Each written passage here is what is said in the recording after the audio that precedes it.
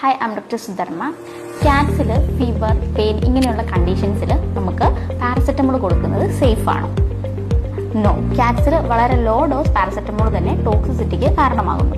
So ഇതിൻ്റെ reason പാരസെറ്റമോളിൽ അടങ്ങിയിരിക്കുന്ന അസറ്റമിനോഫിൻ ക്യാറ്റ്സിന് പ്രോപ്പറായിട്ട് ബ്രേക്ക് ഡൗൺ ചെയ്യാൻ സാധിക്കാതെ വരികയും അതിൻ്റെ ഫലമായിട്ട് ടോക്സിക് ആയിട്ടുള്ള മെറ്റബോളൈറ്റ്സ് റിലീസ് ചെയ്യും. ഈ മെറ്റബോളൈറ്റ്സ് അവരുടെ RBC സെൽസ്, ലിവറിനെയൊക്കെ ഡാമേജ് ചെയ്യുകയും ചെയ്യും.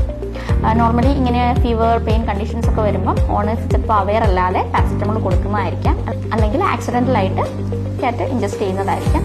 ഇങ്ങനെയുള്ള കേസസിലൊക്കെ ഒരു വിതിൻ 1 to 4 hours തന്നെ സിംറ്റംസ് ഇവർ സ്റ്റാർട്ട് ചെയ്യും.